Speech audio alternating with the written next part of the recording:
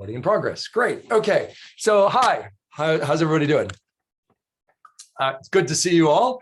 We're going to get started. We got, as is always the case, way more material than I could squeeze into an hour. And I really have a hard stop at one. So we'll do the best I can to cram as much Hazzanut into you all as I possibly can.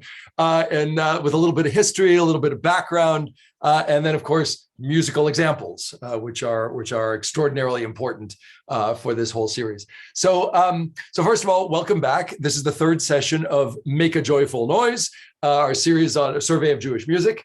And we've covered so far basically an introduction to what is Jewish music. That was 2 months ago, and then last month we did a summary of Nusach. What is Nusach? What is the prayer chant melody of the Eastern European Ashkenazi synagogue?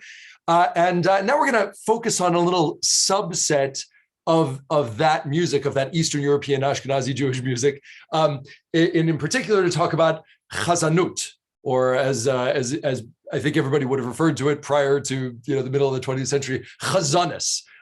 Making sounds like a chazan. So I think the appropriate place to start with this is, of course, what is a chazan?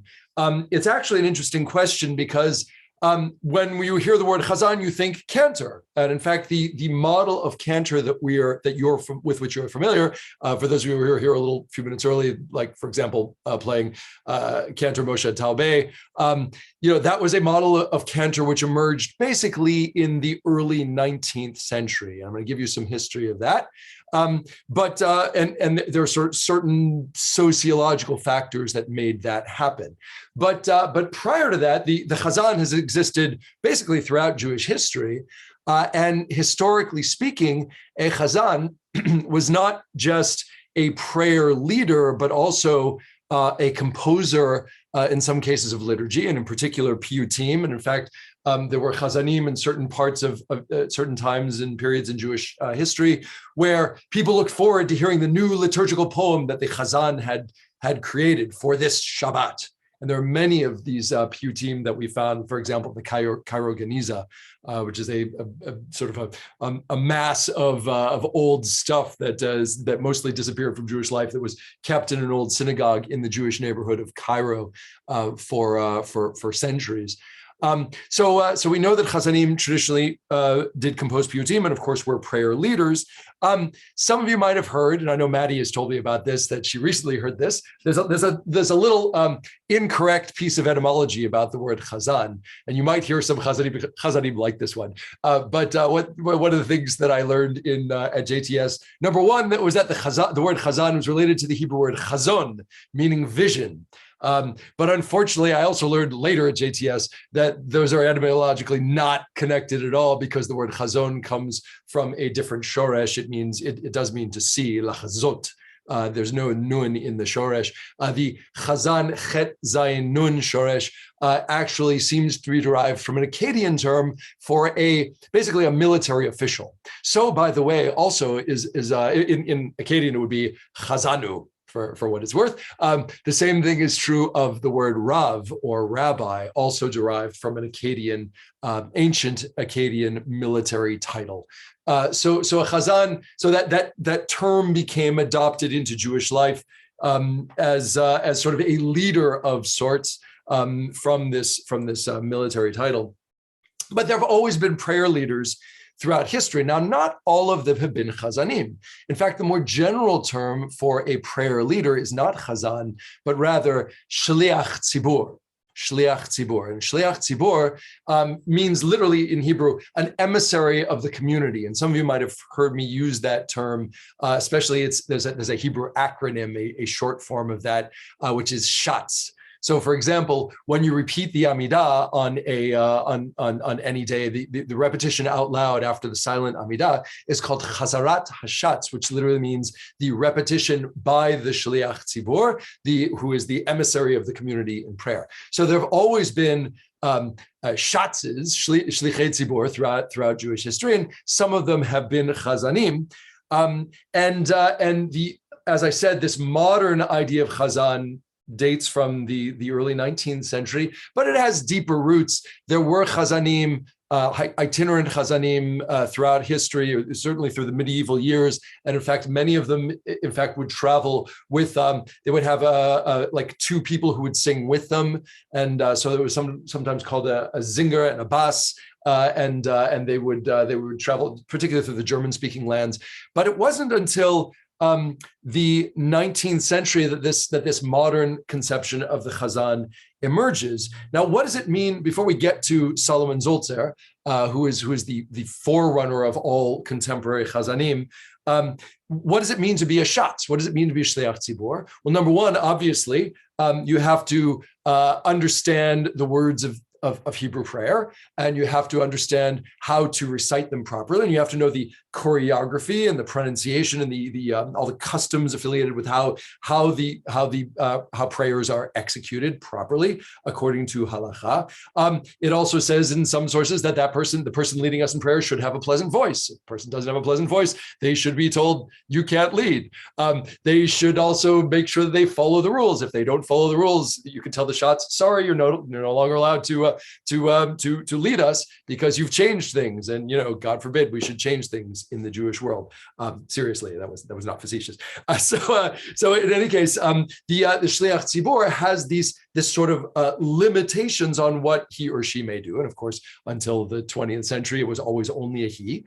And so this, what happened in the 19th century, mostly related to what we call the Enlightenment, the Haskalah, when Jews were first allowed in German-speaking lands to go to universities, is that Jews learned a little bit more about music and began to study music in conservatories and so forth. And one of those students was a fellow named Solomon Zulzer, who was born in Western Austria in a town called Hohenems, which you probably haven't heard of, but it's a small town that is, I think, on the Swiss border.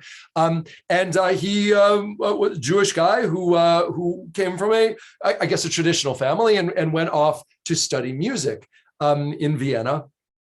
And put together his knowledge of music and his knowledge of Judaism and Jewish prayer to create a new form that involved him as the cantor and a choir, and in some cases performed even with an organ, but probably not on Shabbat in synagogue. That's another question that we'll come back to.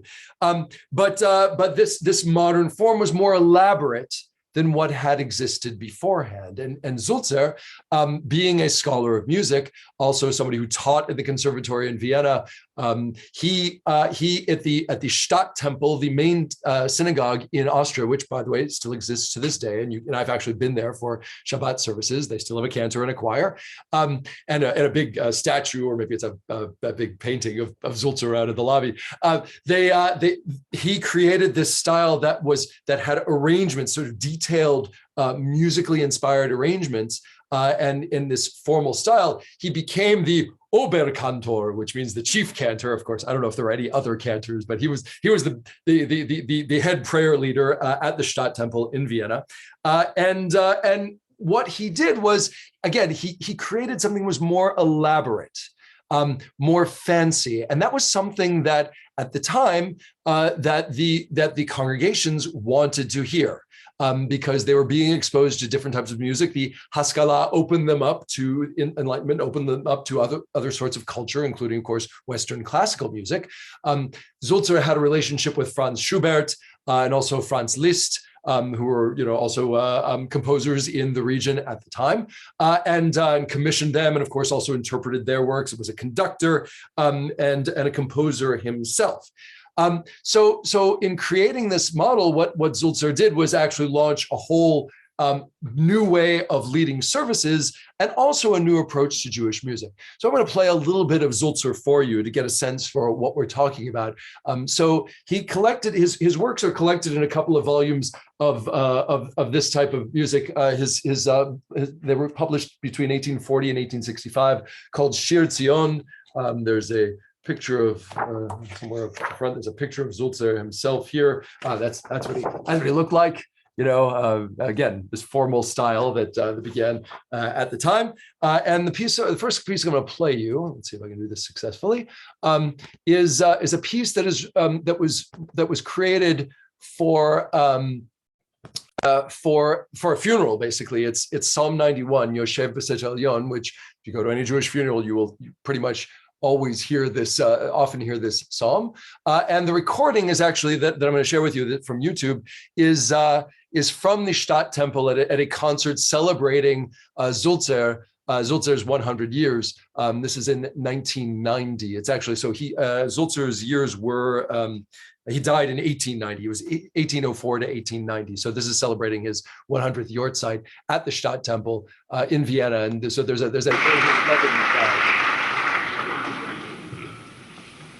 this piece is actually in this book.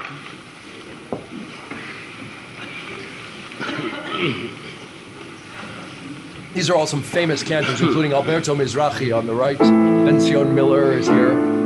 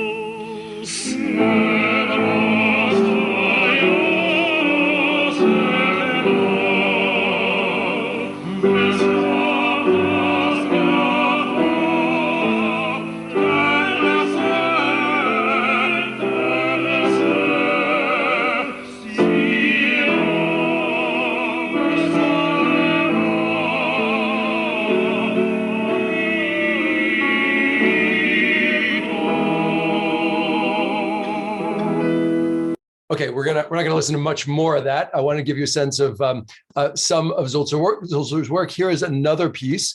This actually is a little bit more uplifting. It's in major key. In fact, in the German lands, they preferred stuff in major keys and sometimes minor.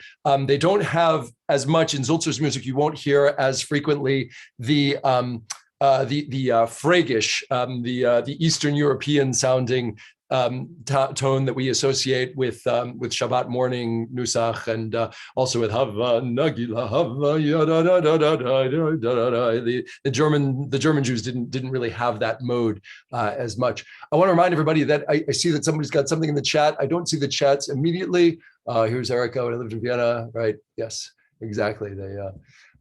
This is the place where it all happened. Okay, so this Adon Olam melody, this is actually from the Hampton Synagogue, which is out on Long Island, recent recording of Sulzer's Adon Olam, which, by the way, for those of you who are interested, is the official Adon Olam of the Jewish Theological Seminary. Get ready.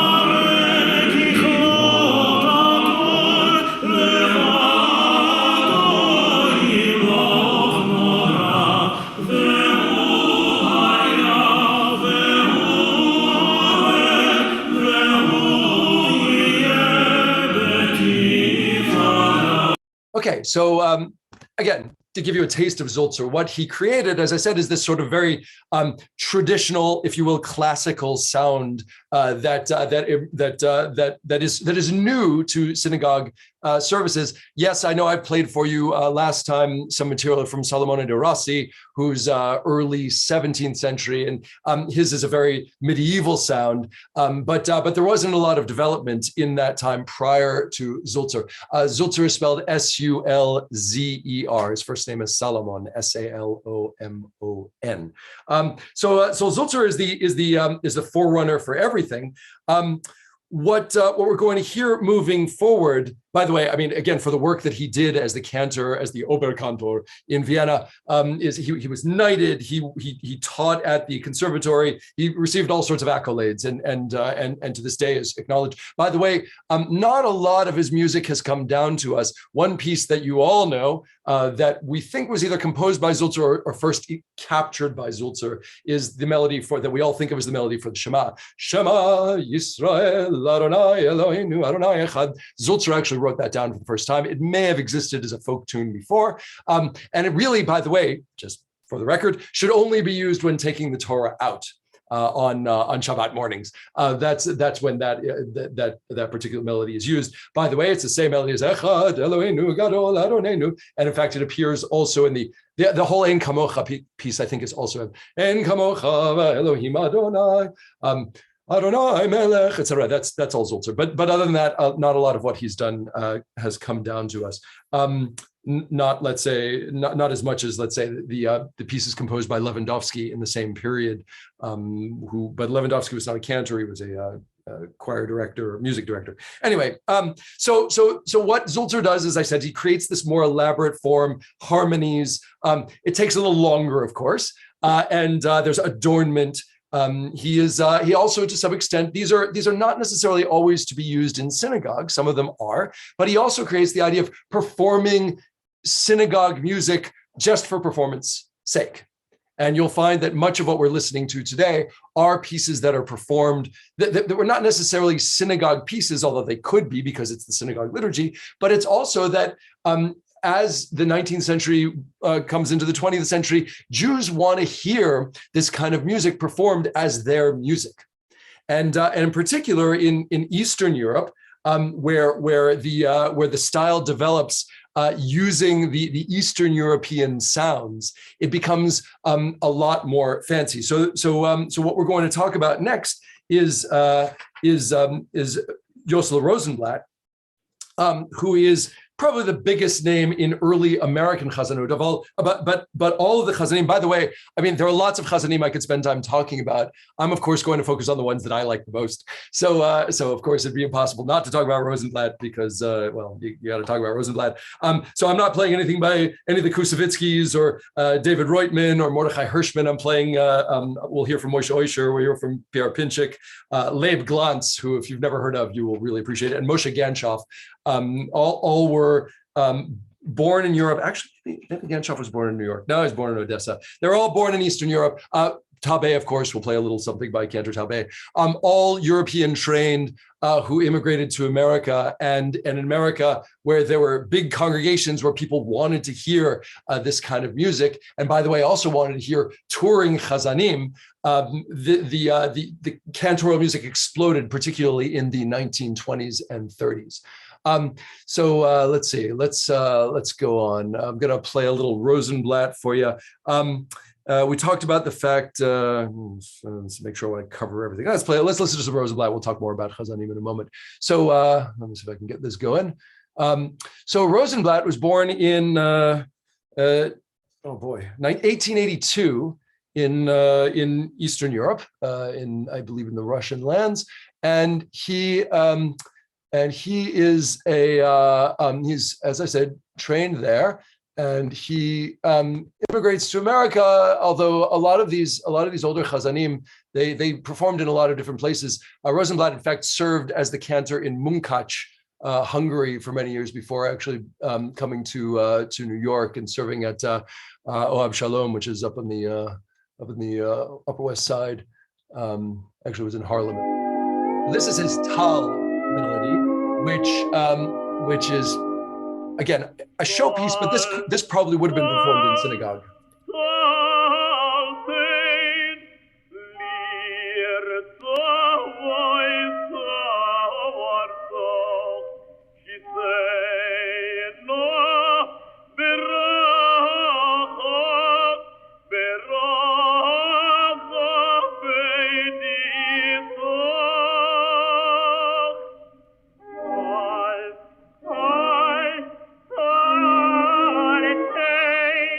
This is the second voice is not Rosenblatt. It's another cantor who's singing, a member of his choir. But this starts out being like, there's a melody here, right? Straightforward melody. And then he's going to go into an improvisational mode at the end of the verse, you'll see.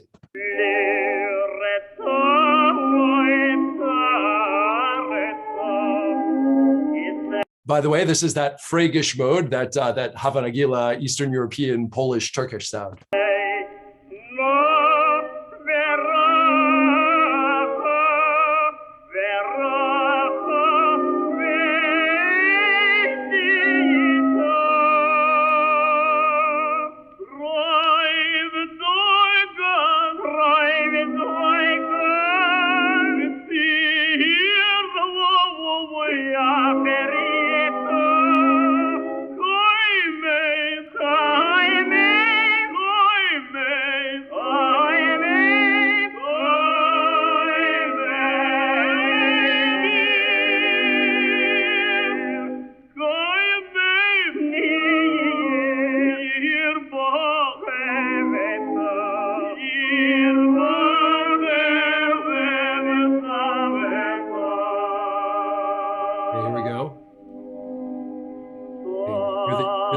Music behind him.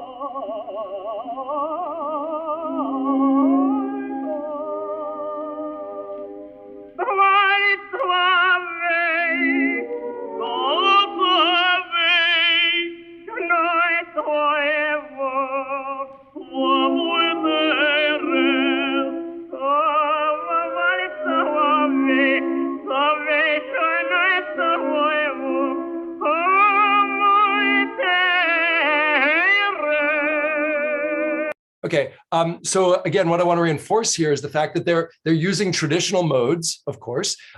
This again, there's instrumental accompaniment here, which Rosenblatt certainly would not have used in Shul, but certainly he might have actually used this melody and improvised on it, again, in the traditional Eastern European mode. This is actually probably one of Rosenblatt's best known pieces. Rosenblatt, by the way, had such a reputation. He toured all over the United States, would go to different communities, and people would come to the synagogue to hear him perform, not necessarily to lead services, although he probably did that as well, but also just to sing pieces. He was so famous in his, he died quite young, actually, died in 1933. So 1882 to 1933, he was only, I don't know, 51 when he died. And he was actually very bad with money, and he went bankrupt a couple of times. And, despite the fact that he was a world famous chazan, he somehow couldn't manage to keep his bank account straight, but he made some bad investments. But he was so well known that he was offered the role in an opera or an oratorio. I want to say it's Esther, but that's not it. Famous oratorio, and he turned down the role because he would have to perform on Shabbat, which he would absolutely not do. Sort of famously, I'm going to play here. Let's play this Rachemna. So interesting about this piece. This is a piece. Rachemna is a paragraph in, or you would know it just as Rachem. Some versions have the na in it. It's a paragraph in Birkat Hamazon. Now, nobody, when they're saying Birkat Hamazon, stops to listen to a cantorial concert in the middle, but the text is so fantastic.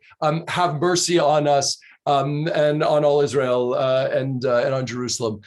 Listen, and something that you might listen for, and again, I'm going to try to give you suggestions of what to listen for, is the yearning, right? I think what makes the Eastern European sound so fascinating is this sense of like, I'm crying for the world because it's just so painful. I mean, it's beautiful, but it's painful. That's what you really hear, in particular in the Eastern European Hazzanut. Here we go. Oh, wait, play. Go.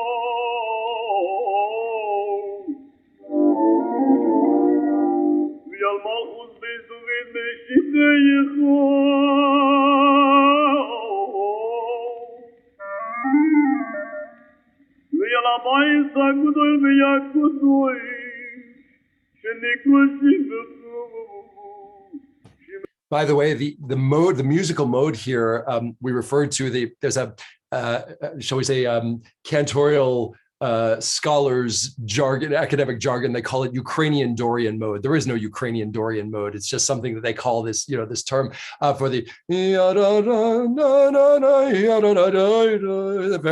very Eastern European sounding.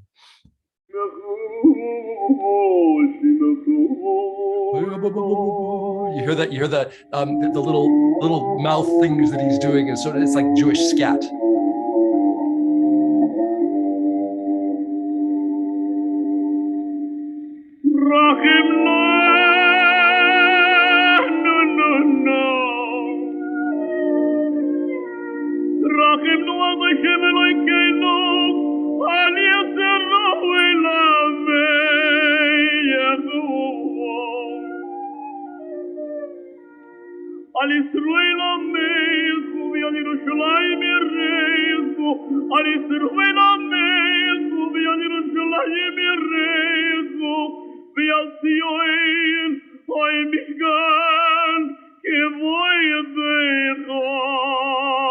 So I actually, when I was in cantorial school, I actually coached this with cantor Jackie Mendelson, who some of you may know was the cantor for many years at Temple Israel Center in White Plains, New York, but sort of a big, larger than life personality in the contemporary cantorial world. And he described the affection, the affectations, I should say, of the cantor, the Eastern European cantorial sound as ethnicity. That sound is kind of unique to the cantor because it has this pleading quality that again reflects that sort of like beauty and pain in the world. I see there's some chats, so just make sure. Oh, what is scat? Thank you for asking. Scat. It depends on what sphere you're in. Scat can mean animal droppings, but it could also mean in this case vocal improvisation on nonsense syllables. Right. Thank you, Audrey, for interpreting that for us. Yosela, right? Yosela Rosenblatt, of course. His name was Yosef, but yes, okay. Yeah, all right. So let's see. Let's go on. I'm gonna play you something from. Actually, before we get to the next piece, remember that when Jews are coming to the synagogue to hear this stuff, and when they're hiring, these cantors to lead them in services, in the golden age of the cantorate, early the 20s, the 30s, and so forth in America, it's a time when Jews are number one, they're shul going because most of them are immigrants, and they want to hear the sound of the Eastern European synagogue, even though now they're living in America. They have more money. They want to support something beautiful. They want to be sort of proud of their synagogue buildings, and that's why they built big buildings like Beth Shalom, let's say, and also they want to be proud and they want to show that, hey, what we do is it's dignified. It is elaborate. It is fancy. see. The cantorial, the pictures of these cantors and these, big get-ups. It was very important. One of my teachers in cantorial school, Cantor Robert Keval, said that one time, when he was a kid, a cantor would never be seen taking out the garbage in anything less than a three-piece suit. They lived larger. They were larger than life personalities. And by the way, something that I also detected in cantorial school at JTS is that there's a lot of sort of resentment against rabbis because rabbis think they know how to run services, where actually really it's the work of the cantor to make sure that the synagogue service actually sounds nice and is a pleasant experience for congregants. You all know that since I'm both a rabbi and a cantor, all of my disagreements are internal, which makes it a lot easier. But again, as we're listening to this, think about the fact that when Jews were trying to they couldn't necessarily afford to go to the opera, but they could go to shul and they could hear a wonderful singer singing wonderful Jewish music. And that was definitely a huge part of Jewish life in America in the first half of the 20th century. Some of us probably have some old cantorial records sitting around. Certainly, if you don't, your grandparents did. They were tremendously popular.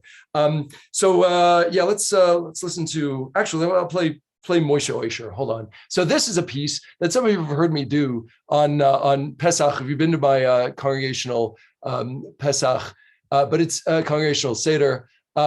We try to put this together in a kind of pseudo choral way, and it's just such a great piece. And the singer is Moshe Oisher, who is born in Bessarabia. That's Russia, in 1906.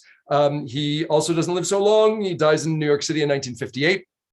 And he was the kind of cantor that rabbis were worried about, because not only was he a wonderful singer and service leader, but he also would perform in clubs, right? And that's not, the rabbis were like, yeah, that's just a bridge too far, right? But he was a real talent, and you hear when you want to hear. Okay, so this is real Jewish scat right here. Get ready for this. Okay.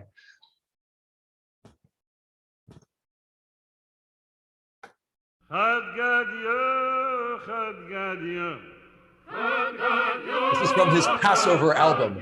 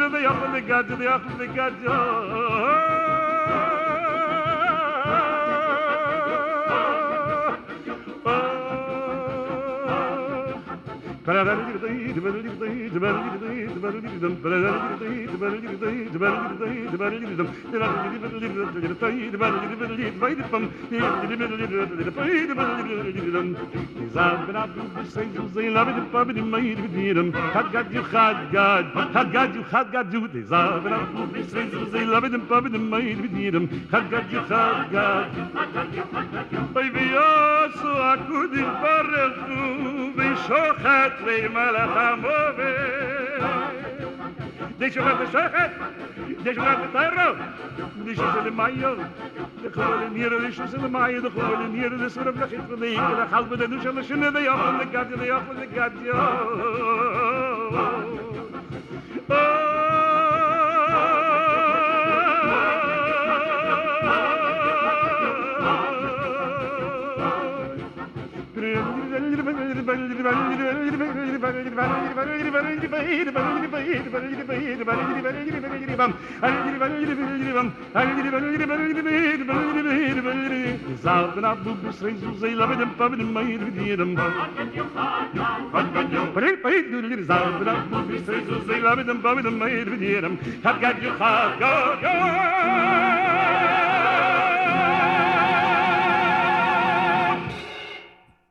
All righty.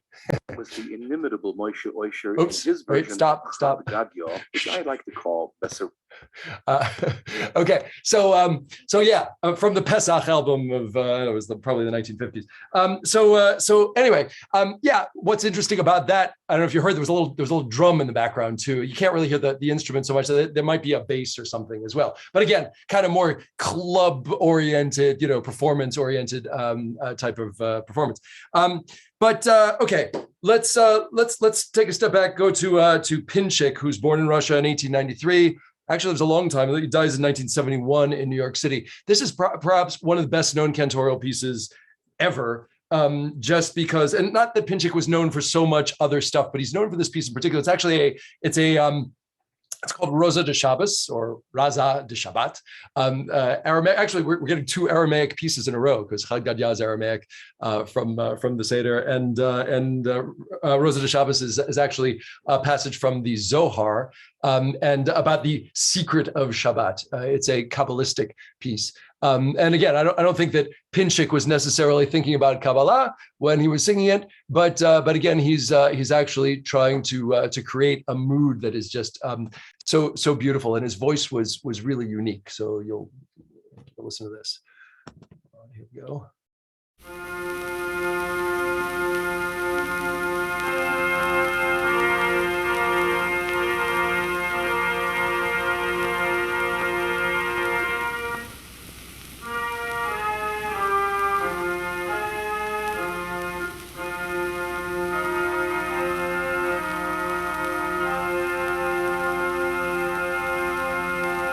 קודשא בריחו ליילו לא יוסים על קודשא יהודי קורא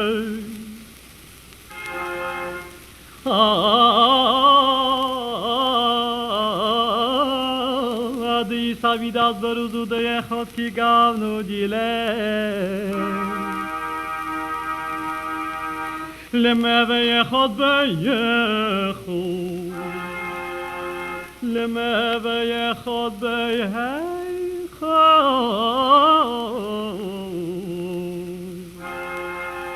بيو وكيمنو روزو دادو يشم اخود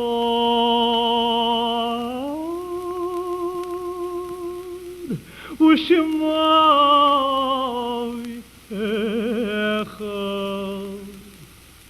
So what typifies? I'll play more. I just want to point out a few things. What typifies Pinchik's sound is that very, very tight vibrato, very fast vibrato, which is very unusual. Also, he has this great flexibility. He hits a whole bunch of notes when you're looking the other way. You have no idea what he's doing. He's just like all over the place. His pronunciation, by the way, if any of their pronunciations sound very strange, of course, in Eastern Europe they pronounce that a pretty heavy Ashkenazic accent. Even in Ashkenazi synagogues today, you don't quite hear this kind of accent in America. It's not because it's Aramaic. I mean, yes, it is Aramaic, but it's just their pronunciation. Rosa de Shabbos,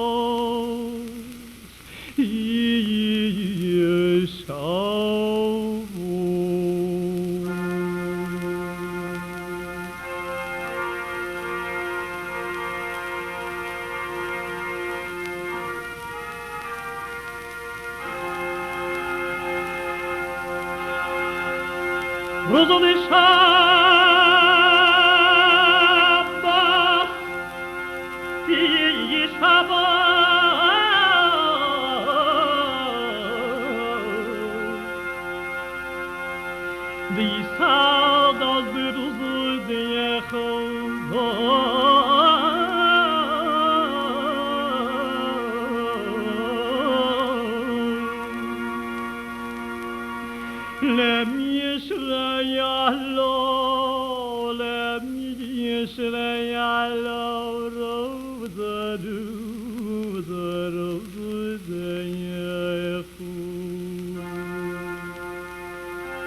remember that most of this is probably improvisation. I mean, he had a sketch probably about where he was going to go, and clearly the organ is playing the different. It moves chords, and he's just when is at a certain chord, he's sort of improvising along that using traditional cantorial modes. There's an argument to be made, modes and motifs. There's an argument to be made that cantorial music is a lot like jazz. It's American Jewish jazz in the sense of it has a mode in which you're operating musical mode, like a scale, and then it has certain motifs that you use. So you'll hear him go. I mean, that's a motif in the sense of like it follows a certain pattern, goes up and comes down, and it and sort of does so little loops in between. So he's sort of throwing out those loops. Having heard Moshe Talbeh, Cantor Talbeh, a couple of times before he died, I noticed that, he had a tremendous vocabulary of motifs. And that's what, the really the best Chazanim are the ones who could put together an artful presentation of many, many different types of motifs and throw them together in a way that sounded really special. Again, when I listen to this music, it reminds me of a story that Jackie Mendelson told us. Jackie Mendelson, again, the cantor Jack Mendelson, who says that Hazzanut saved his life because he was a teenager who was sort of a ne'er-do-well who was headed off into a life of oblivion when he realized that his true calling was to be a chazan, and when he learned to do that, he says Hazzanut saved my life. He told the story once about he and a friend were they were driving on the on the BQE or something on a highway in New York, in Brooklyn, and they had to pull over because they're listening to some tape of a cantorial recording, and it was just so beautiful that they had to pull over and to cry and just to sit there in the car, and they were crying in the car on the BQE. Okay, so let's. I want to play something by Leib Glantz. Glantz is really sort of a special cantorial personality. He's born in 1898 in Kiev. And immigrates, ultimately spends a lot of time in America. He also serves a congregation in South Africa and ends up in Israel. In fact, one of his most famous recordings is a live recording of Slichot, before Rosh Hashanah, the midnight service before Rosh Hashanah, that was broadcast on Israel radio in I don't remember the year. It's the 60s, I think. But he from the Tel Aviv, the main synagogue in Tel Aviv, which, by the way, if you've been there, looks like it's not exactly thriving, but it used to be a place where that held big services, even for Slichot. So this is actually I'm not going to play the Slichot bit. I'm going to play his Shema Yisrael. This is from Kedusha, I would guess for Musaf on a Shabbat, and this is really unique. Glantz is very creative. He does these soaring, again, jazz-like motifs that are sort of way up in the stratosphere. Yeah, let's see how this. Okay, there we go.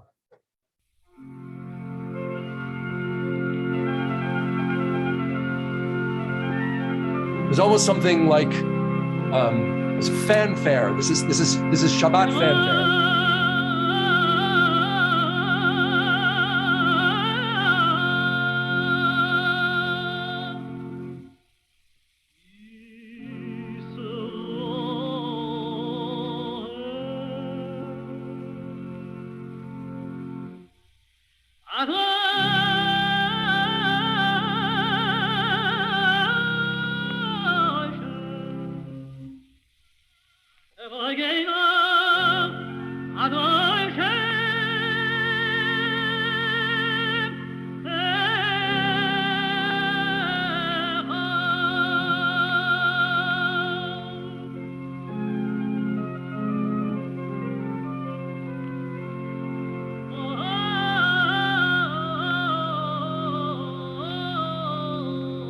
Very Glantz. That was very Glantz right there.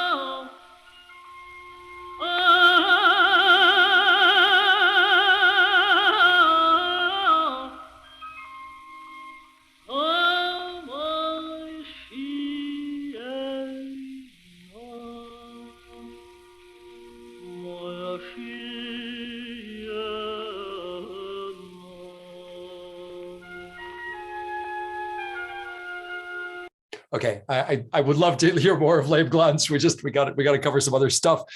Something that I wanted to make sure that you heard is actually is a recording of.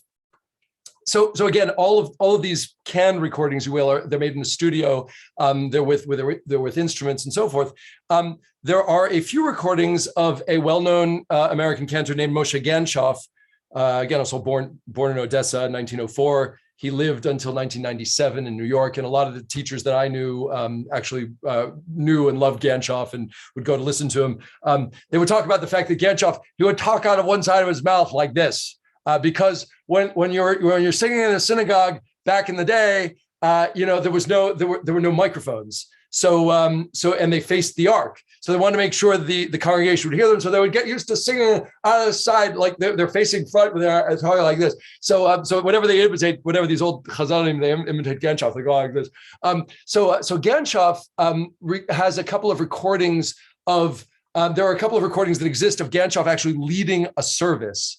Now, of course, they were recorded surreptitiously because you can't really do that in shul. But I want to play a little bit of this one for you because it's just such a pleasure to hear what it's like, because you hear in this case, you hear the congregation, you're the choir, you're the cantor, the choir, and the congregation. And this is how it really would have sounded when Ganshof was leading a service. This is as the title poorly notes, it's Shacharit from 1975 on Pesach. And remember, okay, this is Shacharit. So like they're starting at 9 a.m. or whatever. And by the way, there was a Seder last night, the night before. So people were up late and they're in shul to hear Moshe Ganshof. And there are a lot of people there that they're there for the beginning of the service, the Ha'el part, which is where you begin the festival davening on first day of Pesach. So here we go. Let's get a listen to this.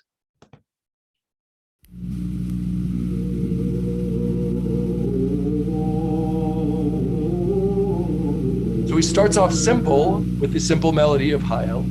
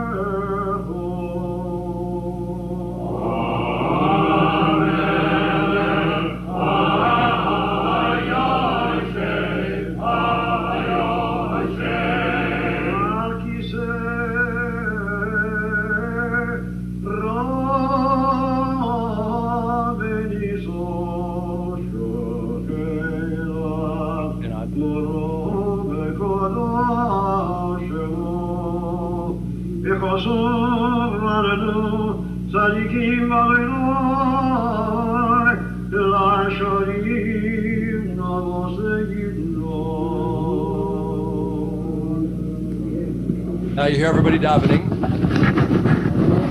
and the guy with the tape who's recording it is shuffling it around a bit.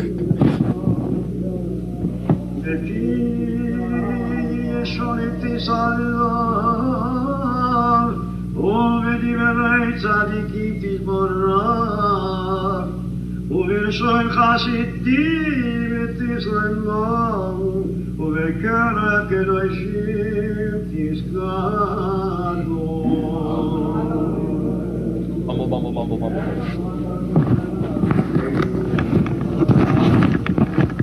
I might have mentioned this before, but one of my teachers at the seminary called that heterophonic chant mumbling. That's the sound that the congregation, that the kihila makes when they're davening to themselves. Heterophonic chant mumbling.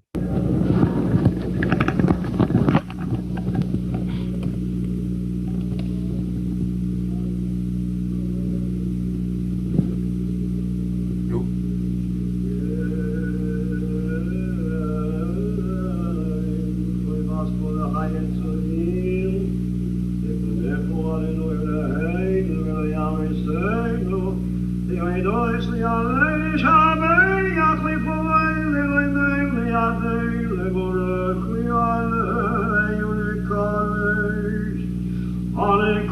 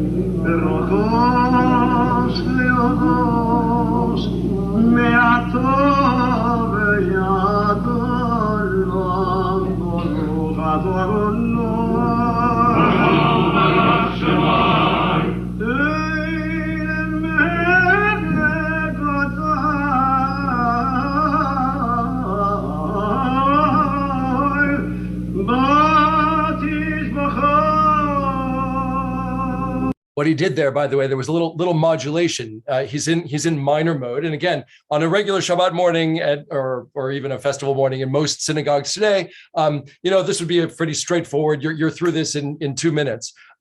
He's taking a little time to go into the relative major, which is not something that again a regular shots would do at this point. But he's doing a little something special. And here's the choir with him.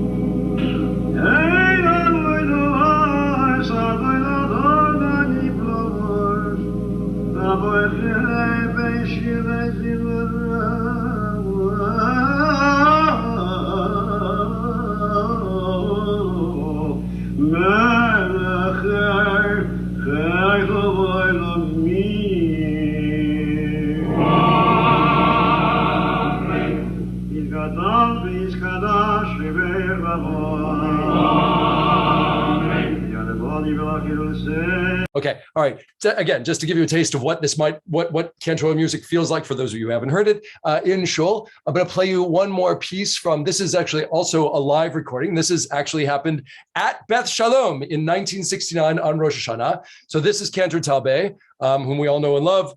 Born in Krakow in 1927, died in 2020 in Pittsburgh in about a year ago.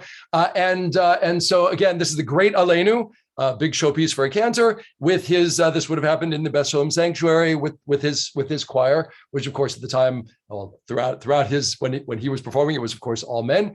There are of course female choirs nowadays, but that was not something that Cantor Talbe did. But anyway, this is a fantastic recording. Just a few minutes, then we're gonna have to wrap this up.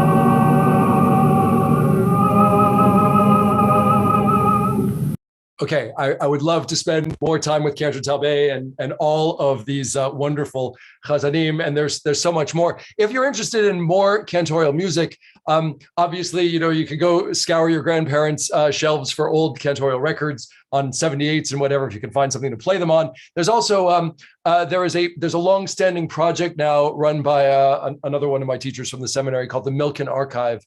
It's at milkenarchive.org. I'll put that in the chat, where you can get recordings of very nice contemporary recordings of old compositions done professionally with cantors and choirs, and they're actually quite good. Plus, also lots of other Jewish music of various types and forms as well, worth checking out if you like Jewish music. So just to conclude, and I got to wrap this up in 2 minutes because I've got an appointment, but we got to admit that we're in a different place today, of course, with respect to music of the synagogue. There are very few congregations today that have that sort of cantorial music happening, where they have cantors like that. Our musical tastes have changed throughout Jewish history. The Jews have heard music from elsewhere, and our tastes are shaped as much by Billie Eilish and Britney Spears or whoever as they are by much more so, shall we say, than by Leib Glantz and Moshe Ganshoff. And so people don't necessarily want to hear this kind of music in shul today. But we also we have there are good things good things happening in Jewish music today, different types of sounds. But our tastes have changed. Also, our sense of time has changed. People, if they were listening to a beautiful music like this, they were probably willing to sit, historically anyway, longer in shul. Today, people are not necessarily willing to let, once you get to noon, it's far too late. So our taste, our sense of what shul should be has changed tremendously. Our sense of prayer also, people want to participate today much more so than listen to a concert. That has changed over the course of the 20th century and of course into the 21st. Moshe Ganshoff is quoted, I found a quote on somewhere of him saying, Hazzanut will survive because it is beautiful, and true beauty lives. And really, I mean, when you listen to this music, it's hard not to get sucked into its power and majesty. Something that I of course really appreciated. I hope that I've given you a taste of all of that as well.